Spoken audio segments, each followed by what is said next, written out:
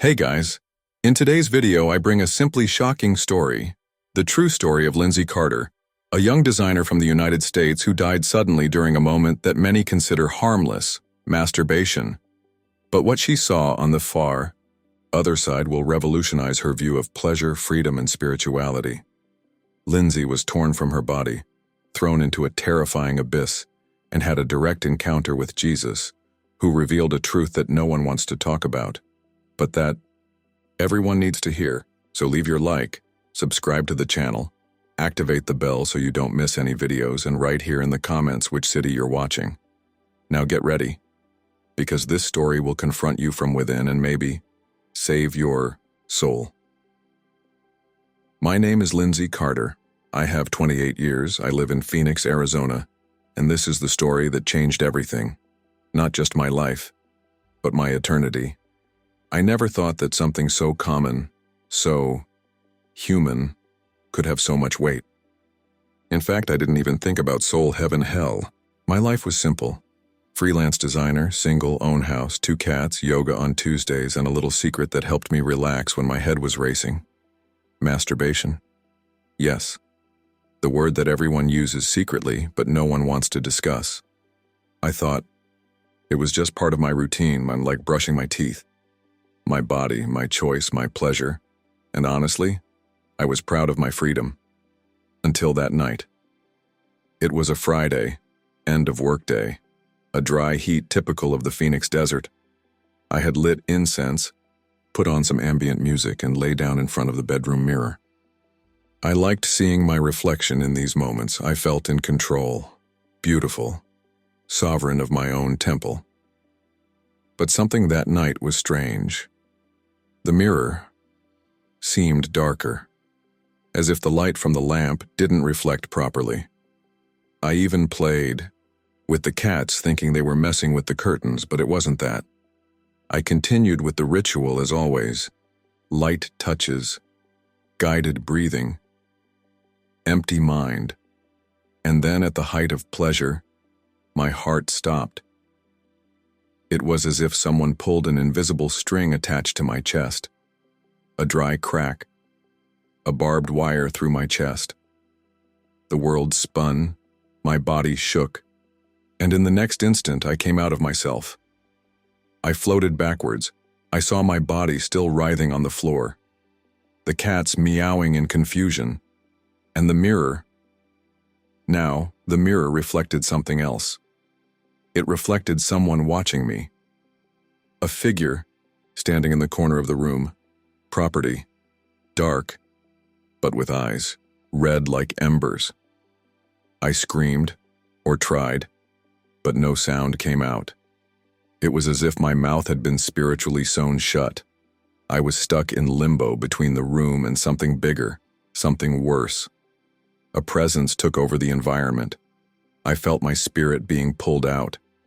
Not up, down. I tried to fight. I tried to return to my body, but it was as if invisible hands were holding me by the ankles and pulling me toward the floor, except the floor was gone.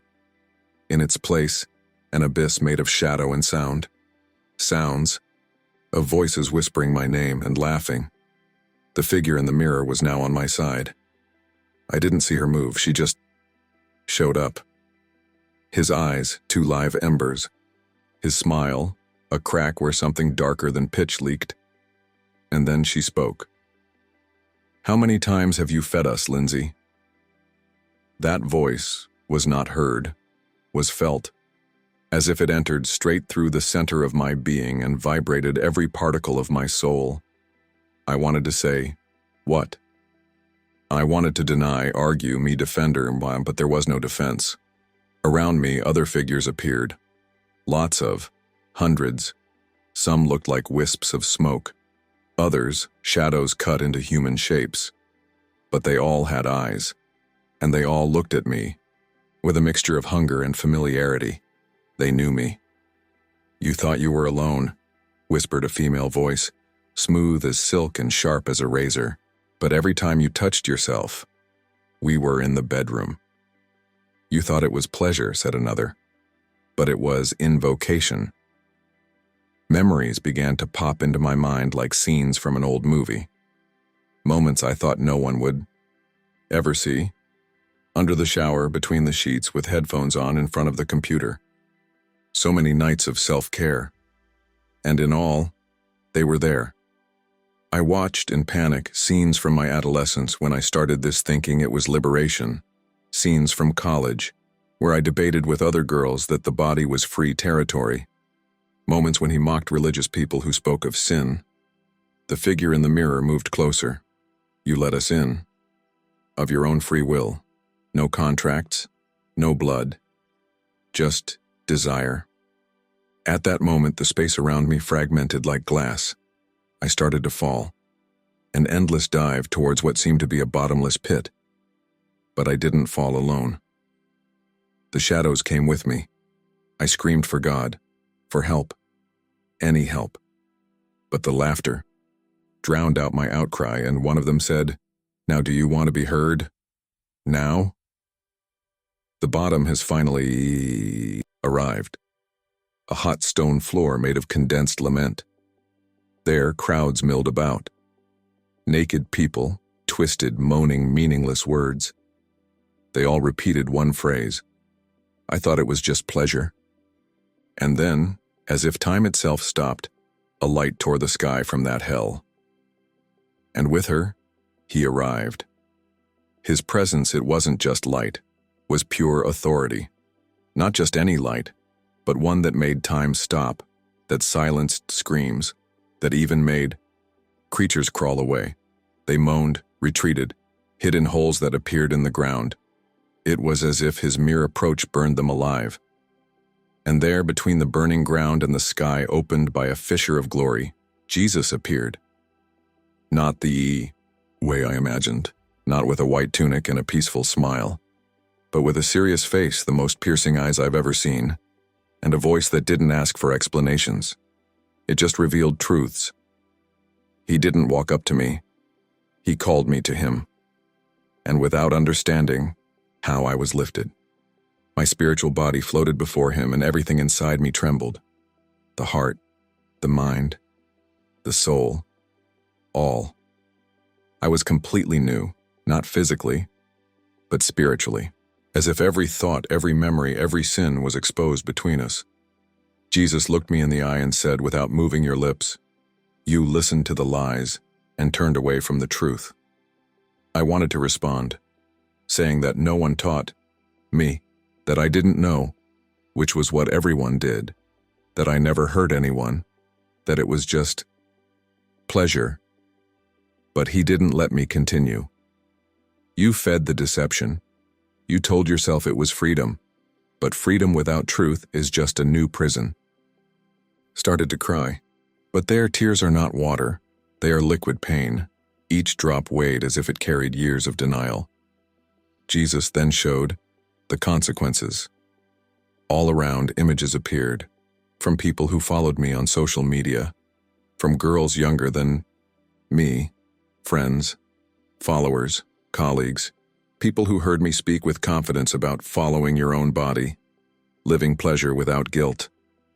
I saw their faces, your choices, and worse, your falls, because my words planted seeds, seeds that germinated in spiritual self-destruction. And me, I was the gardener. I tried to argue, but I didn't know it was so serious. And Jesus' answer came, like gentle thunder. You chose not to know. That sentence tore me apart, because it was true. I chose to ignore. I chose to follow what was easy, comfortable, and praised. And worse, I taught others to do the same. Then I saw, once again, the scene from that night in the room, only now, with different eyes. I saw not only myself but the surrounding entities, like hyenas around prey, feeding on a ritual that I thought was my moment. And then, Jesus spoke with a pain that seemed like the pain of a father watching his son destroy himself. You offered your body on the altar of deceit and opened the door. It was at that moment that I understood. Masturbation has never been just about pleasure. It was a spiritual permission, a disguised invocation, and I didn't just do it alone. I legitimized it. I influenced others, and the spiritual account, it arrived. Jesus looked at me with the most unbearable mixture of love and sadness. You need to see what awaited you, to understand what saved you. And then the abyss opened again. And this time, I was thrown into it. The fall was worse than the first. Before, it was like floating outside of myself. Now it was like being ripped away from any trace of light that still touched me. I fell into a space that had no bottom, no shape, no time. Just screams, and the worst of them was mine. It was like every part of my soul screamed in agony, not out of physical pain, but out of awareness. The truth, now irrefutable, burned me inside. I knew. You knew that everything I experienced had led me there, and not because God told me to, but because I chose the path myself. The air there was thick. I don't eat smoke. It was more like materialized regret. It entered through the nostrils of the spirit, if that makes sense, and suffocated me with memories. Phrases I said, thoughts I defended, laughs I gave when I mocked those who lived trapped in religion. I saw faces, people like me, beautiful people, modern, open-minded, but now twisted, deformed, conscious. Everyone knew exactly why they were there. There was no revolt, there was only shame and panic. A man passed me dragging chains coming out of his mouth, chains made of words. Words he used to justify his behavior, and which were now the bonds of his own prison. A woman screamed for a child, but her scream didn't leave the place, repeated itself like a broken tape. She repeated, "I just wanted to love myself. I just wanted to love myself." But her body dissolved into the shapes of broken mirrors, reflecting versions of herself, distorted and trapped. And, in the middle of all this, I heard my name. Lindsay. Era Jesus. Even there in that hell, his voice came down like a ray of truth. I cringed. I tried to hide as if I could escape his gaze. But it wasn't hate that he brought. It was something worse, about to see me there. You can still choose, but you need to see what the weight, without me. I understood. This was not a forced sentence. It was the natural continuation of my choice. Live without him. I started screaming, not out of fear, of desperation for forgiveness. I wanted to go back. I wanted one more chance. He screamed for mercy, for redemption, for everything I had despised. And it was then that a hand shone amidst the chaos, crossing layers of darkness as if opening the womb of creation. She pulled me tight. The demon screamed, howled. Some even tried to grab me back. But that hand had authority that no creature dared challenge. I was pulled upward like an arrow released into the light, and when I passed through the last veil of darkness, I woke up. And I woke up yelling. Air invaded my lungs like fire. It was as if every cell in my body was being forcefully reset. My eyes opened and the light in the room, a simple yellow lamp on the ceiling, seemed to dazzle, attack. I curled up, shaking, sweating, completely disoriented. I dragged myself to the bathroom and looked at myself in the mirror. But I didn't just see my reflection, saw echoes of the abyss. I saw the creatures in the background. I saw that moment, the ritual that took me there. And for the first time in my life, I felt disgusted with myself. Not physical disgust. It was something deeper, as if my soul was covered in invisible slime. I fell to my knees on the cold floor, hugged my legs, and cried. I cried like a scared child. The sound that came out of my mouth was a broken sob of terror and guilt. I had returned, but nothing felt the same. Cats watched me silently. The room was the same. The walls, the furniture, everything in place. But I was no longer the same. For the next few minutes, I couldn't move. I just felt it. I felt the whispers still trying to return. It was just a freak out. You're exaggerating.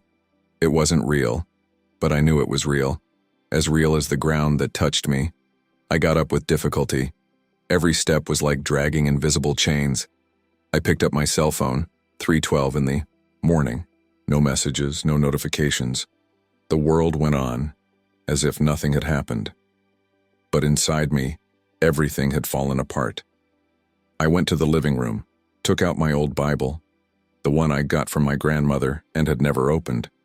It was intact but covered in dust. When I opened it, a small piece of paper with her handwriting fell out. He always loved you, even when you didn't know you needed saving. I started shaking again. I felt as if the presence of God enveloped me, but in a hard, uncomfortable way, as if every word on those pages went through me. I wasn't being hugged, I was being exposed, and that was necessary. During that morning, I read the entire Gospel of John, crying, having spasms of physical pain as I remember what I saw.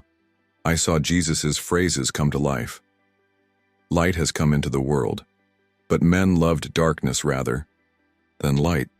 I knew I had loved the darkness because they were convenient, because they were justified by a world that applauds pleasure and mocks purity. What shocked me most was realizing how everything had been subtle, how I was deceived, not by blatant lies, but by half-truths. Like this: if no one gets hurt, it's not a sin. This phrase, which for years reassured me, almost eternally condemned. In the days that followed, I was unable to work, not even talking, not even smiling. Just pray, brokenly through tears, saying, Jesus, don't let me forget what I saw. Because now I understand the biggest danger. It's not falling into hell. It's living so anesthetized that when you fall, you won't even notice. After that early morning, I started living again, but it wasn't an ordinary life. It was as if I had come back from a spiritual coma, and now every detail of the world carried an invisible layer of meaning. I saw things from the outside like someone who has already seen the backstage of a theater. The first time I went on social media after the NDE, I felt sick, literally. I saw videos, photos, comments, and suddenly everything seemed contaminated. It was as if a veil had been torn away, and now I saw the real reason behind certain songs, certain jokes, certain trends. The sexy dances on TikTok? What I previously saw as bodily expression, I now saw as spiritual seeds being planted. Videos with phrases like, "It is touched, it is loved, it is discovered." They were like hooks thrown into thirsty hearts. And I knew what was on the other end of the line. Why I've been there. The worst, however, was not what I saw, was what I felt inside. An impulse, a fight, an invisible force trying to push me back to what destroyed me. The old habit. On the third day after I woke up in the middle of the night with that familiar feeling, a heat in the body, an anxiety disguised as desire. A sweet voice saying, "Just one more time. Now you know, you can stop later. God understands." That scared me because it was so convincing, so subtle, so human. I cried. I threw myself on the floor. I started praying out loud, even though I didn't really know how. I asked for help like a child in the middle of the night screaming for his father. At that moment, an NDE memory hit me like a bolt of lightning. The enemy doesn't need to convince you of evil. He just needs to convince you that it's not evil. I got up, went to the bookshelf, took out all the alternative spirituality books I had collected, all the crystals, the candles, the energy amulets, and threw them all away, one by one. I cried about it too because it was like uprooting an identity I had built for years, but it was necessary, radical, true, liberator. Over the next few days, I began to have flashes of my experience every time I tried to justify something small. It was like a warning from heaven saying, if you forget, you come back. And I understood. The biggest temptation, it wasn't sinning again. Get used to grace. It was thinking, well, he saved me, so it's all right. But Jesus had made it clear. Salvation is free, but it demands everything. That marked me like fire. Every time I thought about giving in, I saw his eyes. Sad. Not for punishing me, but for loving me so much. And seeing that I almost gave myself to hell for a 5-minute pleasure. The world now seemed to me like a big factory of distractions, all shouting, "You deserve it, let go, discover yourself, enjoy." But I knew what was behind that scream. I saw the mouths that whispered it. The real terror, I understand, it's not going to hell. It's living as if he didn't exist. As the weeks went by, I realized that the biggest challenge, it wasn't the trauma of the NDE, nor the nightmares that came at dawn. It was reality that surrounded me, and that everyone thought was normal. I went back to a coffee shop in Phoenix that I loved. Place with good Wi-Fi, cool people, peaceful atmosphere. But now, none of that was calm for me. The conversations in the corners, the smiles, the cell phones in hand. I heard the same phrases that accompanied me before the experience. You need to accept yourself. Pleasure is self-knowledge. Religion is to blame, not the body. And every time I heard that, I remembered the voices in the abyss. Those who said, "You fed us." Nobody saw. Nobody knew. But there, between sips of coffee and headphones, souls were being pulled to the same place Jesus pulled me from. And I asked myself, how do I talk about this without sounding crazy? Started writing. First for myself, vents, fragments of what I saw. Then I turned it into prayers, and finally, in alerts. I started posting on social media with a lot of fear at first. One reel, one sentence, a rant. And the comments came like waves of everything. Fanatic. That's body shaming. Trauma disguised as faith. You need therapy, not religion. But private messages also came, whispered by people who wrote as if asking for help in secret. I feel what you felt. Sometimes I feel presences after masturbating, but I thought it was imagination. I almost died too, and I saw similar things. And that's when I realized there are thousands like me. People imprisoned within their own freedom. People who would never kill, never steal, but he lost his way because he thought he was in control. And I understood that the truth needs to be told, even if it hurts. In truth, especially if it hurts. Jesus didn't show me hell to punish me.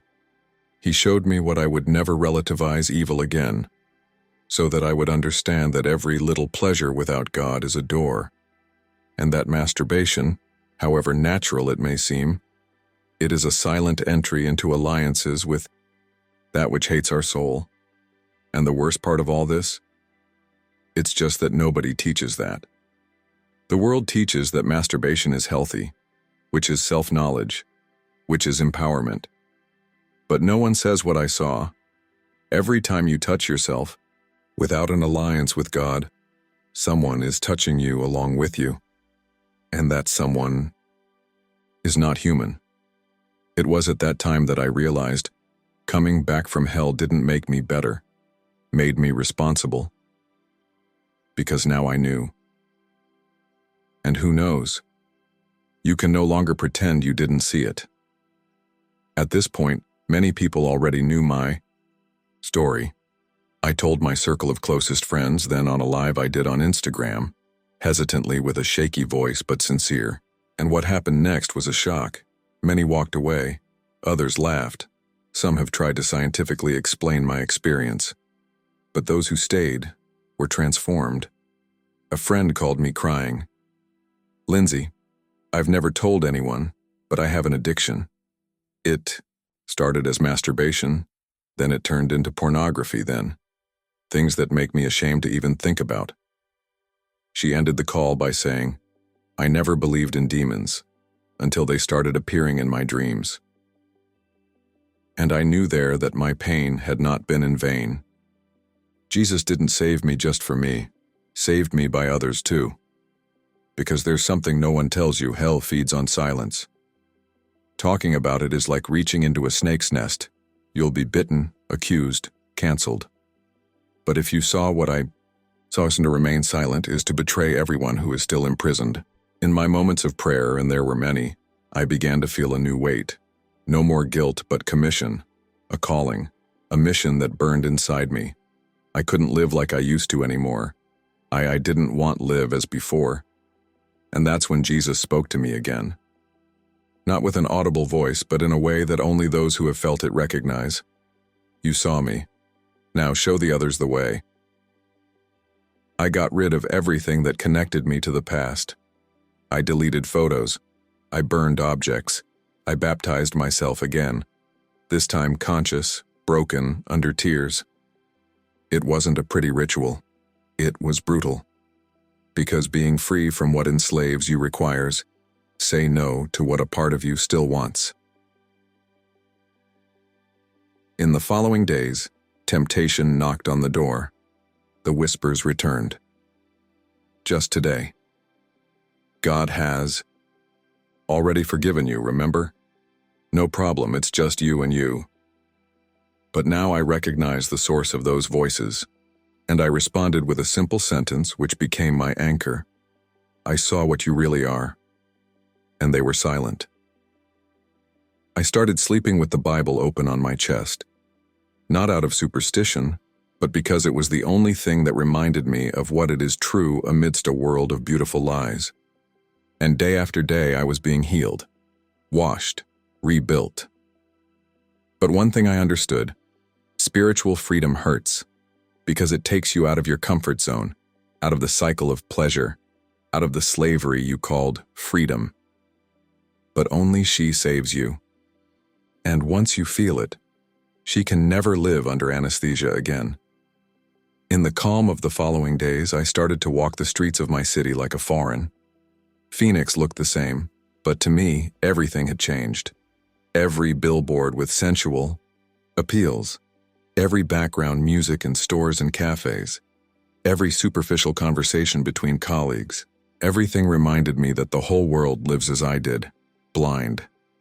Blind, not for lack of intelligence, but by choice. Because it's easier to laugh at the truth than to surrender to it. Easier to make a joke than to admit that we are in danger. I thought about how many times I defended my right to pleasure tooth and nail. In how many discussions have I thrown ready-made phrases like, "It's my body, nobody has anything to do with it." Guilt is a religious thing. If I don't hurt anyone, what's the problem? And now I saw the answer clear, like fire on stone. The problem was that I was destroying myself, and I didn't even know it. Masturbation. For me, it was never just a relief. It was an escape, a hiding place for everything that hurt.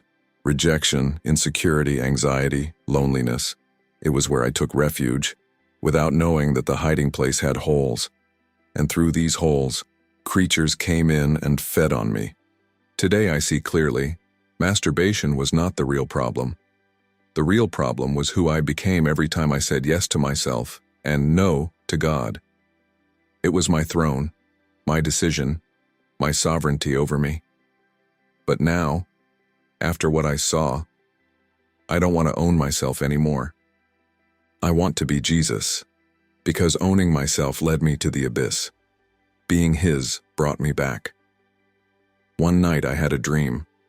I was in front of the mirror, the same one from the night I died. But now, it wasn't just my reflection.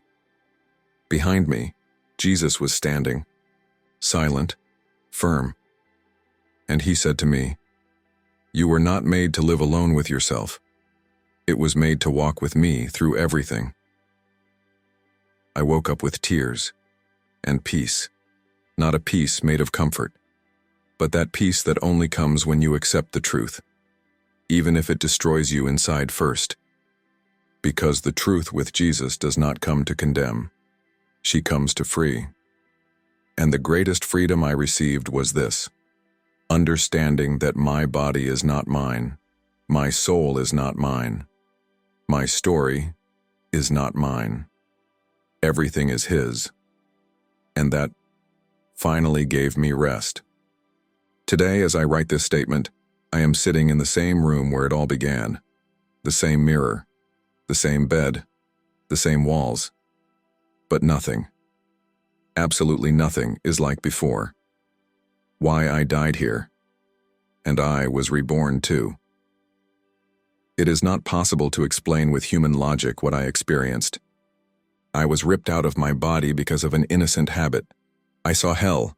I saw entities that fed on what I thought was just pleasure. I saw how the enemy hides in normality, how he acts na sutileza, in comfort, in the idea that, if no one sees it, there is no consequence. But on the other side, everything was seen. Everything was counted. And what I thought was just me was with many, millions, arrested, being taken to the same abyss, step by step, enjoyment after enjoyment, click after click. Today, when I hear someone say masturbation is natural, I don't react with anger. I react with pain, because I believed that, and I almost paid with my soul.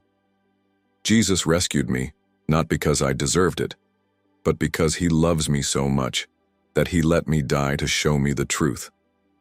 And now, that truth lives in me like a holy wound, that burns, that weighs, but it reminds me every day that there is no spiritual neutrality, or we are with him, or we are against him, even without realizing it. I thought I was an empowered woman, independent, free. But freedom without direction is just perdition in disguise. And the touch that I thought was self-care was a nod to hell. Now, my days are different. I pray with tears. I read the word like someone breathing after almost drowning. I talk to others as if it's the last chance they have, because maybe it is. And every time a new temptation knocks on the door, I remember, I've been there. I've seen it. I know what happens when you ignore Jesus. So if you've come this far reading my story, it wasn't by chance. You needed to know. You needed to hear what no one has the courage to say. Maybe your soul is silent, but full of noises that are not yours. Maybe you think you're in control. But control was given up a long time ago. And, maybe like me, you are closer to the abyss than you imagine. But now you know. And know changes everything. I was saved not because I deserve it, but because Jesus decided to give me one more chance. And today, every beat of my heart echoes the same prayer. Let others see before it is too late.